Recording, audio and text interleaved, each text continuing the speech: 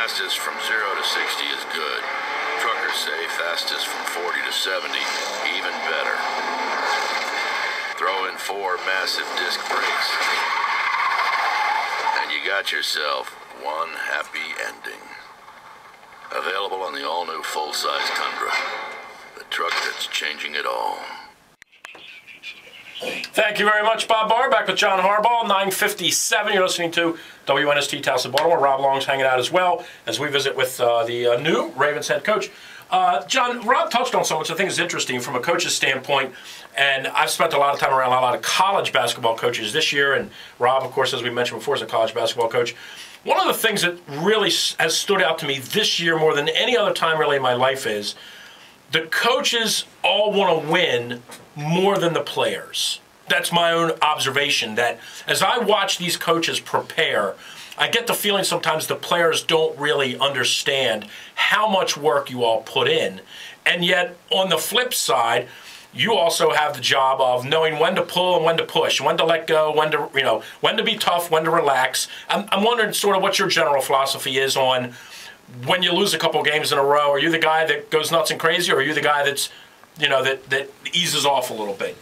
Yeah, again, you start talking about defining those things. We talked about that, Rob, before. To me, it's undefinable because it's a little bit of a feel. You go with your experience. And, one thing Jim taught me in terms of the player-coach relationship, because he was a player all those years, it's kind of a two-way street because the players don't understand what the coaches do. They don't really, not that they don't respect it, but they're not living it. So coaches are in there sleeping on their couch. They're in there till all hours of the night. They're putting together a game plan. You expect that player to come in ready to go. You spent 2.5 days and nights building a game plan. We have that first meeting at 8 o'clock on Wednesday morning to get ready for a game. I want that guy, I want his feet on the floor. I want that pencil in his hand. I want him bright-eyed, bushy-tailed, ready to learn because we got a lot to get over here. And if the guy comes in and he's got that bad body language and he's been out partying the night before and he's tired and he doesn't want any part of it, that ticks you off as a coach. That's not right. That's not professional. But the same thing, it goes the other way too. Sometimes we coaches, we don't give the players enough credit.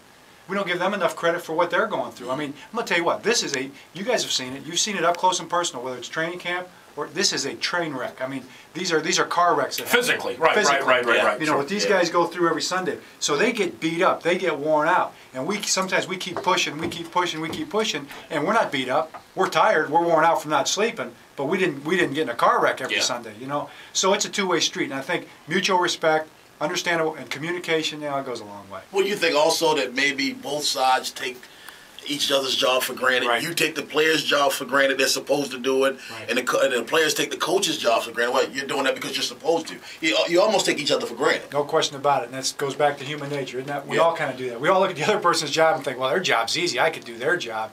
I got the tough job. Maybe we should kind of look at each other and say, wow, that guy, everybody, pretty good at what he does. The guy's job you took, everybody in town thought they could do his job. Yeah, that's being a fan right there.